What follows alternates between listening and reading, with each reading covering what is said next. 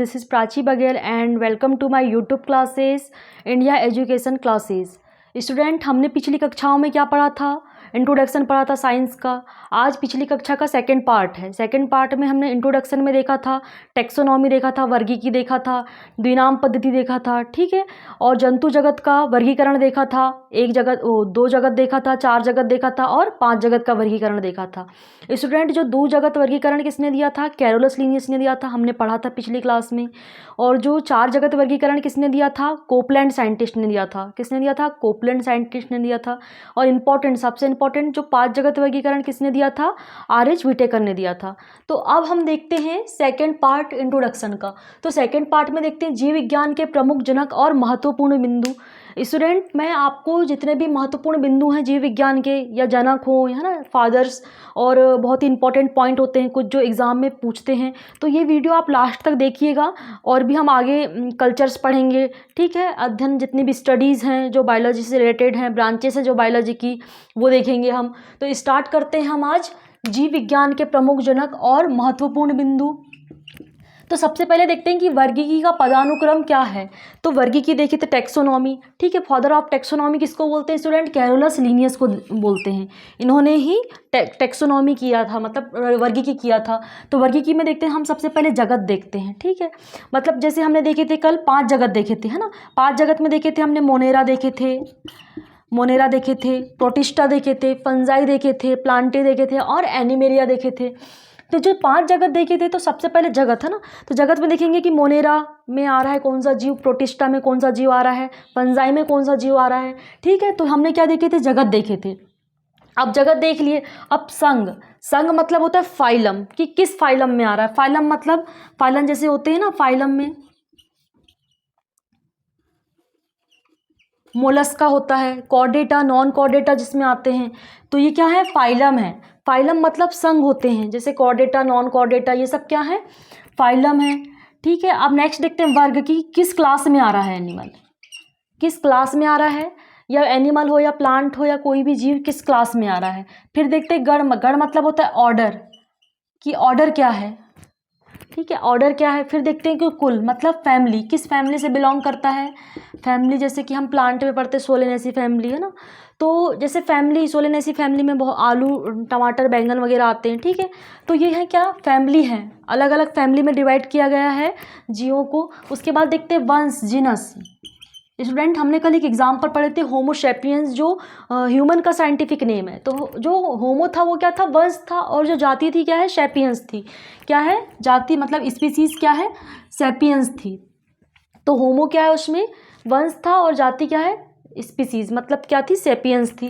तो इस टाइप से जीव जगत का वर्गीकरण किया गया था। मतलब सबसे पहले जगत आता है, फिर संघ आता है, फिर वर्ग आता है, फिर गण आता है, कुल आता है, वंश आता है और जाति आता है। वर्गीकी की सबसे छोटी इकाई है, वर्गीकी की सबसे छोटी इकाई क्या है? जाति है। और सबसे बड़ी इकाई क्या है स्टूडेंट? जगत है। क्या है? जगत है। अब नेक्स्ट पॉइंट क्या है कि पौधों के वैज्ञानिक नाम international code of botanical nomenclature, है ना, ICBN, तथा जो जंतुओं के वैज्ञानिक नाम international code of zoological nomenclature, ICZN। मतलब पिछले एग्जाम में भी ये क्वेश्चन देखा गया था कि जो पौधों का वैज्ञानिक नाम किसके, कौन डिसाइड करता है, कि पौधों का वैज्ञानिक नाम यही रहेगा, ठीक है। जैसे मैंगो का मैंगोफेरा इंडिका रहेगा, ये कौन डिसाइड करता है? ये डिसाइड करता है ICBN डिसाइड करता है। कौन डिसाइड करता है? ICBN, ठीक है। और जंतुओं का वैज्ञानिक नाम कौन डिसाइड करता है? Zoological nomenclature. कौन डिसाइड करता है? जूलॉजिकल नोमेनकल्चर, या ICZN करता है। इंपॉर्टेंट पॉइंट है, हमेशा क्वेश्चन पूछता है कि पौधों का बॉटनिकल नाम जो है कौन डिसाइड करता है, और जंतुओं का बॉटनिकल नाम या जंतु का जूलॉजिकल नाम कौन डिसाइड करता है। तो इंपॉर्टेंट है ICBN और ICZN। अब नेक्स्ट है योजक कड़ियाँ। बायोलॉजी में यहाँ से भी क्वेश्चन पूछता है, डायरेक्ट क्वेश्चन पूछता है कि जीवाणु और विषाणु के बीच की कड़ी क्या है, या योजक कड़ी क्या है। तो बहुत ही इंपॉर्टेंट है। सबसे पहले देखते हैं विषाणु और रिकेट्सिया। विषाणु और रिकेट्सिया के बीच की योजक कड़ी क्या है? क्लेमाइडिया है। क्या है स्टूडेंट? क्लेमाइडिया है।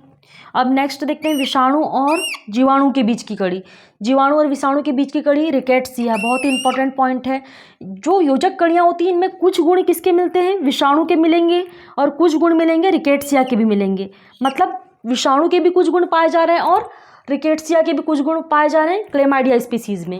और नेक्स्ट देखेंगे जीवाणु और विषाणु के बीच की जो कड़ी है वो क्या है, रिकेट्सिया। इंपॉर्टेंट पॉइंट है, ये हमेशा एग्जाम में पूछता है कि जीवाणु और विषाणु के बीच की कड़ी क्या है, तो ऑप्शन दे देगा क्लेमाइडिया, एक्टिनोमाइसिस और दे देगा ऑप्शन, इनमें से कोई नहीं, और रिकेट्सिया ऑप्शन दे देगा। तो क्या आंसर आएगा, रिकेट्सिया आएगा। अब नेक्स्ट पॉइंट है जीवाणु व कवक के बीच की कड़ी क्या है, तो जीवाणु और कवक के बीच की कड़ी क्या है, एक्टिनोमाइसीज है। क्या है, एक्टिनोमाइसिटीज, ये रोग कारक हैं, ये बहुत सारी चीज़ों में रोग उत्पन्न करते हैं। क्लेमाइडिया, रिकेट्सिया है, एक्टिनोमाइसिटीज हैं, ये सब रोग उत्पन्न करते हैं। तो जीवाणु और कवक के बीच की कड़ी क्या है, रिकेट्स मतलब एक्टिनोमाइसिटीज है, मतलब जीवाणु के भी कुछ गुण मिल रहे हैं उसमें और कवक के भी गुण मिल रहे हैं। वैसे जीवाणु के भी कुछ गुण मिल रहे हैं और विषाणु के भी कुछ गुण मिल रहे हैं, किसमें, रिकेट्सिया में, और विषाणु और रिकेट्सिया। और एक इंपॉर्टेंट पॉइंट है स्टूडेंट, जो मतलब जैविक और अजैविक के बीच की कड़ी क्या है, जैविक और अजैविक, बहुत ही इंपॉर्टेंट पॉइंट है।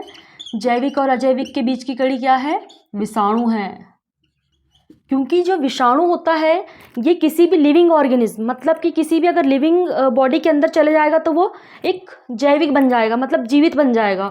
और अगर लिविंग ऑर्गेनिज्म से उसको बाहर निकाल दिया जाए या लिविंग बॉडी से उसका बाहर निकाल दिया जाए तो वो एक क्रिस्टल फॉर्म में रहेगा, मतलब एक रवे के फॉर्म में रहेगा, क्रिस्टल फॉर्म में रहेगा। इसलिए विषाणु को क्या कहा जाता है, जीवित और अजीवित के बीच की कड़ी है, जैविक और अजैविक के बीच की कड़ी कहा जाता है। किसको, विषाणु को कहा जाता है। वेरी इंपॉर्टेंट है कि जैविक और अजैविक के बीच की कड़ी किसको कहते हैं, विषाणु को। किसी ने विषाणु को देखा है, विषाणु डिसीज कॉज करते हैं और बहुत ही ज़्यादा सूक्ष्म होते हैं, बिल्कुल माइक्रो होते हैं।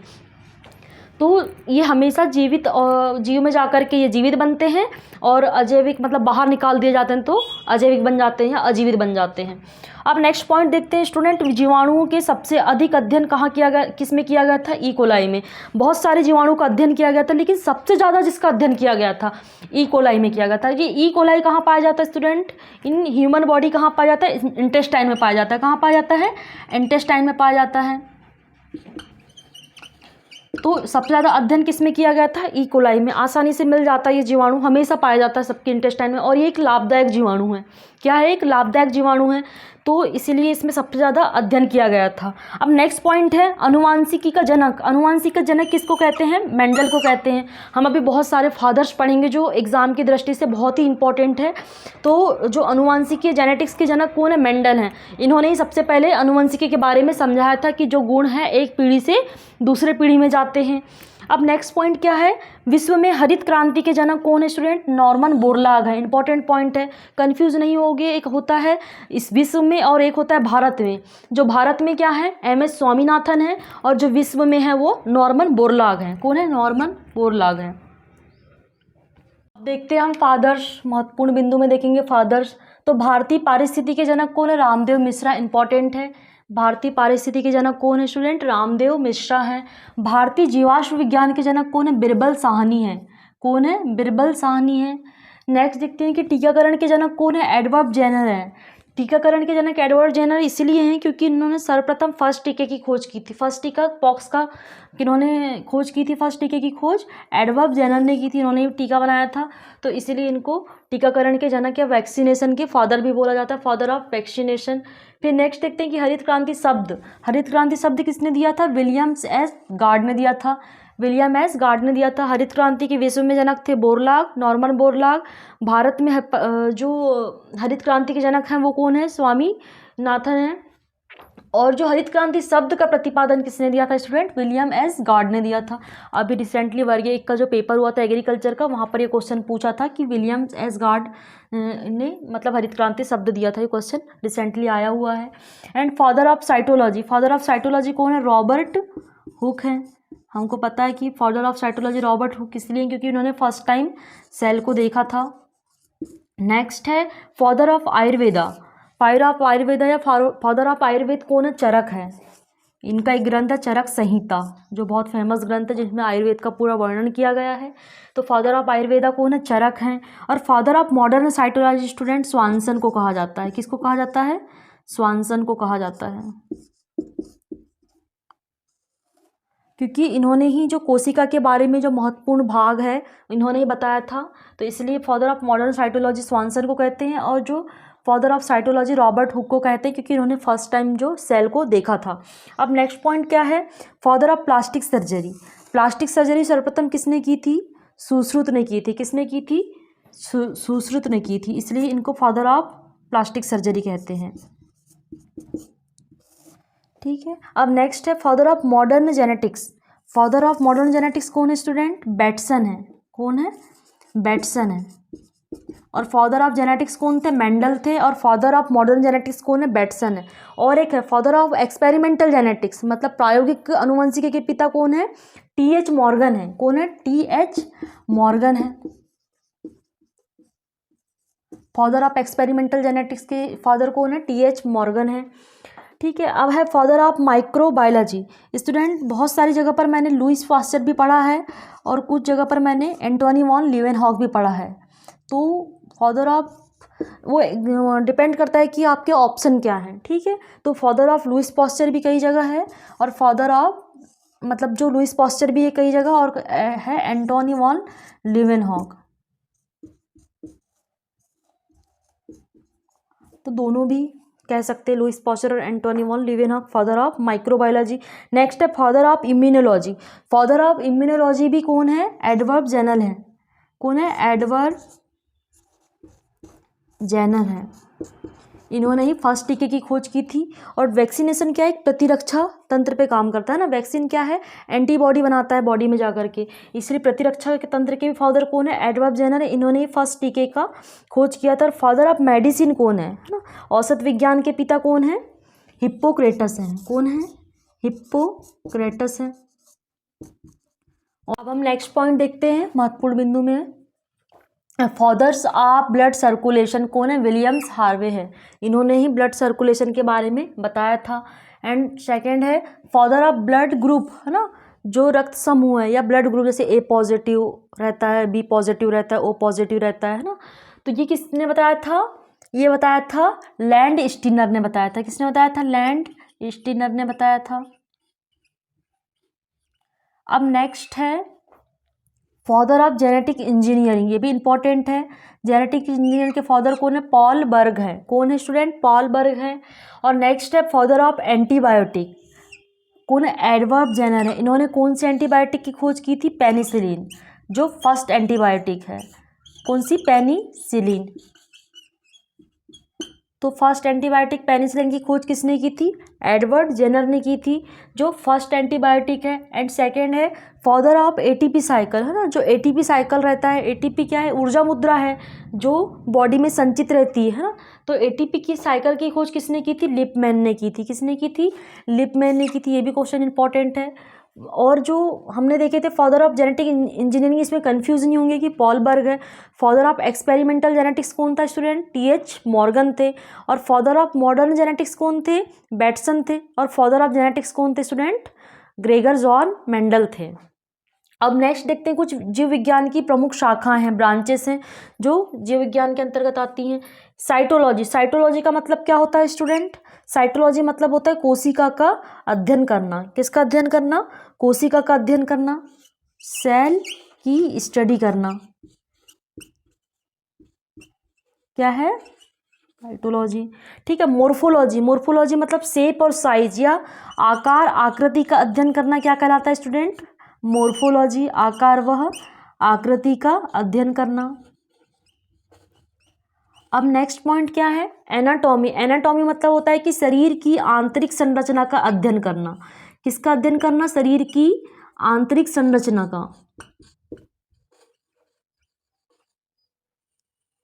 अब नेक्स्ट है हिस्टोलॉजी, मतलब औतिकी। हिस्टोलॉजी मतलब होता है औतिकी। औतिकी की मतलब क्या होता है? ऊतकों का अध्ययन करना। ठीक है, ऊतकों का अध्ययन क्या करना कहलाता है? औतिकी। हिस्टोलॉजी मतलब होता है ऊतकों का अध्ययन करना। अब नेक्स्ट है इकोलॉजी। इकोलॉजी का मतलब होता है पारिस्थितिकी, मतलब जीव और वातावरण के बीच क्या संबंध है, इसमें किसका अध्ययन करना कहलाता है? इकोलॉजी या पारिस्थितिकी का। पारिस्थितिकी क्या होती है? जीव और वातावरण के बीच एक संबंध होता है।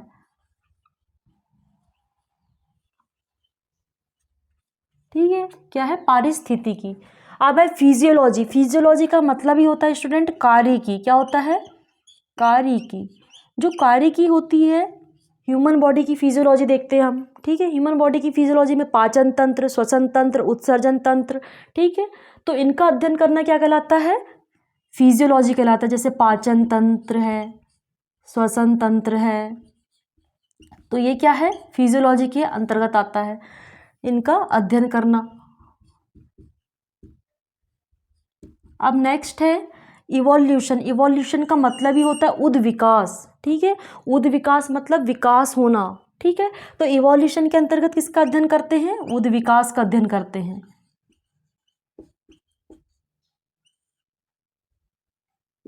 अब नेक्स्ट है palaeontology.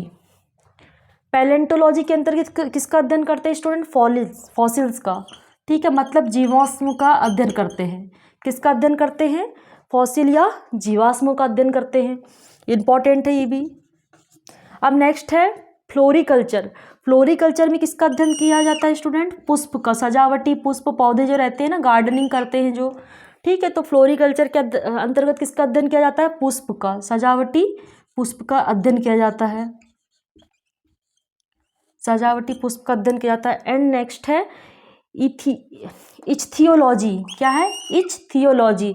Important, very important. Ichthyology के अंतर्गत किसका अध्ययन किया जाता है स्टूडेंट? मछलियों का अध्ययन किया जाता है। किसका? मछलियों का।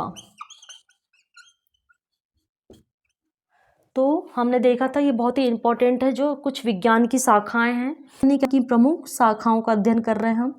तो साइटोलॉजी देखा, मोर्फोलॉजी देखा, एनाटॉमी, हिस्टोलॉजी देखा, इकोलॉजी, फिजियोलॉजी और इवोल्यूशन में उद्विकास, और पैलेंटोलॉजी में फॉसिल्स या जीवाश्म का। किसका?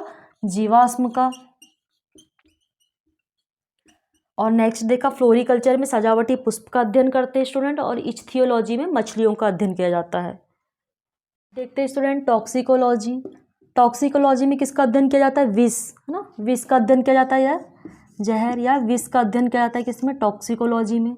फिर देखते हैं पैथोलॉजी। पैथोलॉजी में रोगजनक का अध्ययन करते हैं। किसका अध्ययन करते हैं? रोगजनक, ठीक है, जो डिसीज़ कॉज करते हैं, बैक्टीरिया, वायरस है, फंगस है, ठीक है, जिनके द्वारा डिसीज़ फैलती है, इसमें किसका अध्ययन किया जाता है? पैथोलॉजी में, है ना। अब नेक्स्ट है पैरासिटोलॉजी। पैरासिटोलॉजी में स्टूडेंट मतलब परजीवियों का अध्ययन किया जाता है। किसका अध्ययन किया जाता है? परजीवियों का, जो दूसरों पर आश्रित रहते हैं उनका अध्ययन किसमें किया जाता है? पैरासिटोलॉजी में। किसका अध्ययन किया जाता है? परजीवियों का। अब नेक्स्ट है एपीकल्चर। एपीकल्चर में मधुमक्खी का अध्ययन किया जाता है। किसका अध्ययन किया जाता है? मधुमक्खी पालन या एपीकल्चर भी कहते हैं।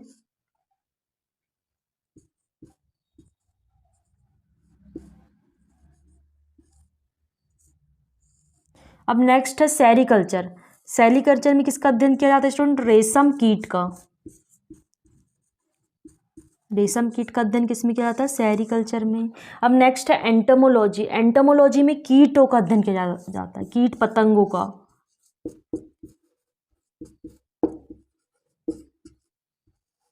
फिर नेक्स्ट है वायरोलॉजी। वायरोलॉजी में वायरस का अध्ययन किया जाता है या विषाणु का। और ऐसे होता है बैक्टीरियोलॉजी। बैक्टीरियोलॉजी में किसका अध्ययन किया जाएगा स्टूडेंट? जीवाणुओं का। अब है माइकोलॉजी। माइकोलॉजी में फंगस या कवक का अध्ययन किया जाता है। किसका किया जाता है? फंगस या कवक का अध्ययन किया जाता है, ठीक है। माइकोलॉजी में फंगस और कवक का। ऑर्निथियोलॉजी में पक्षियों का अध्ययन किया जाता है। किसका अध्ययन किया जाता है? पक्षियों का। फिर नेक्स्ट है पोमोलॉजी। पोमोलॉजी में फलों का अध्ययन किया जाता है। किसका अध्ययन किया जाता है? फलों का, फ्रूट्स का। अब नेक्स्ट है फाइकोलॉजी। फाइकोलॉजी में स्टूडेंट शैवालों का अध्ययन किया जाता है। एल्गी या शैवालों का, जैसे ब्लू ग्रीन एल्गी होती है ना, तो शैवालों का अध्ययन किया जाता है या एल्गी। अब नेक्स्ट है हॉर्टिकल्चर। हॉर्टिकल्चर मीन्स क्या होता है? उद्यानिकी। उद्यानों का अध्ययन किया जाता है। किसका अध्ययन किया जाता है? उद्यानों का। और है एग्रोनॉमी। एग्रोनॉमी में कृषि में मतलब जो खेतों में उगाई जाने वाली मुख्य फसलें होती हैं उनका अध्ययन किया, जैसे धान वान है ना, मतलब खेतों में उगाई जाने वाली फसलों का अध्ययन किया जाता है।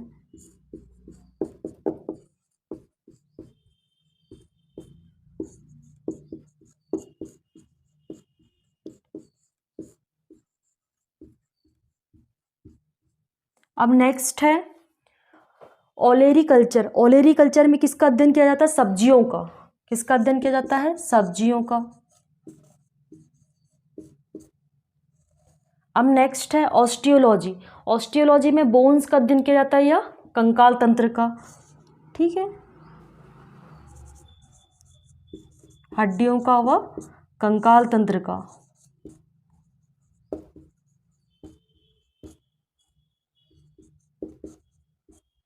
अब नेक्स्ट है कार्डियोलॉजी। कार्डियोलॉजी में किसका अध्ययन किया जाता है? हृदय का, हार्ट का।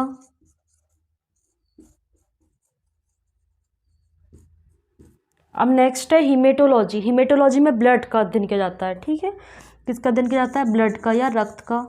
उससे थोड़ी सी मिस्टेक हो गई थी। मैंने आपको जब भी बताया था कि फर्स्ट एंटीबायोटिक की खोज किसने की थी, मैंने बताया था एडवर्ड जेनर ने, लेकिन वो मुझसे मिस्टेक हुई थी। जो फर्स्ट एंटीबायोटिक की खोज की थी अलेक्जेंडर फ्लेमिंग ने की थी। जो फर्स्ट एंटीबायोटिक बनी थी वो कौन सी बनी थी?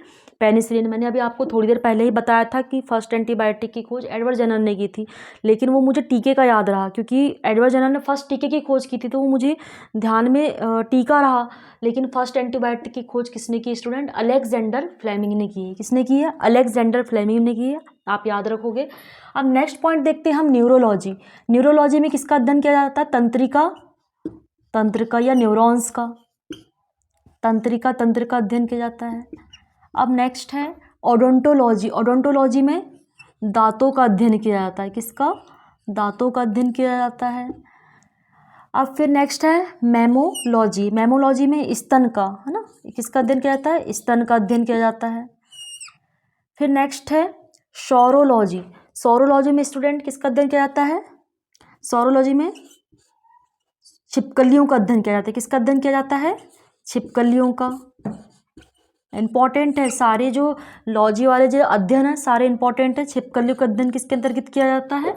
सौरोलॉजी के अंतर्गत। फिर नेक्स्ट है अरेक्नोलॉजी। अरेक्नोलॉजी में किसका अध्ययन किया जाता है? मकड़ियों का अध्ययन किया जाता है। किसका? मकड़ियों का अध्ययन किया जाता है। स्टूडेंट 3 नाम आते हैं, जैसे सौरो वाले आपको 3 नाम मिलेंगे। एक मिलेगा सेरोलॉजी भी मिलेगा। क्या मिलेगा? सेरोलॉजी। सेरोलॉजी में एंटीजन और एंटीबॉडी का अध्ययन किया जाता है। सेरोलॉजी में एंटीजन और एंटीबॉडी मैंने यहाँ मेंशन नहीं किया है, पर आप लिख लेंगे, नोट डाउन कर लेंगे।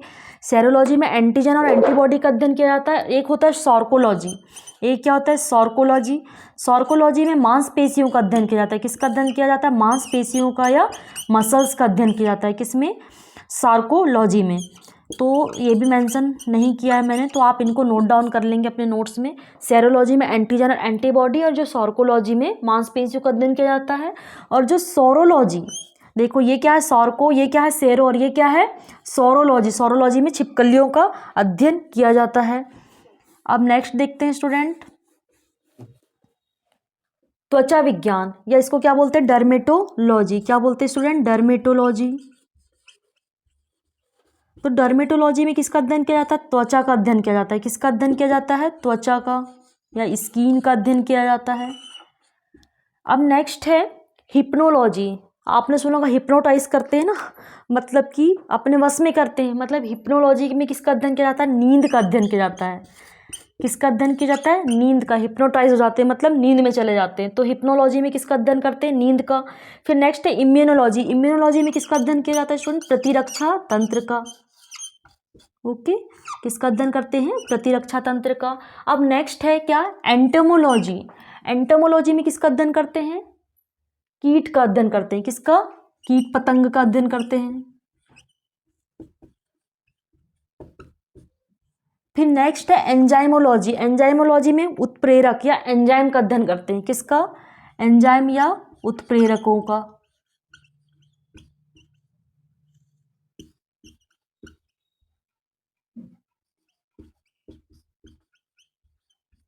अब नेक्स्ट है पेडोलॉजी। पेडोलॉजी में विभिन्न प्रकार के जो क्षेत्र में अलग अलग प्रकार की मिट्टियां होती हैं ना, सॉइल, उनका अध्ययन किसके अंतर्गत किया जाता है? पेडोलॉजी में। मिट्टी का या सॉइल का। अब नेक्स्ट है ऑफियोलॉजी। बहुत ही इंपॉर्टेंट है ये भी, ऑफियोलॉजी। इसमें किसका अध्ययन करते हैं? सर्प का या सांपों का अध्ययन करते हैं, स्नेक्स का।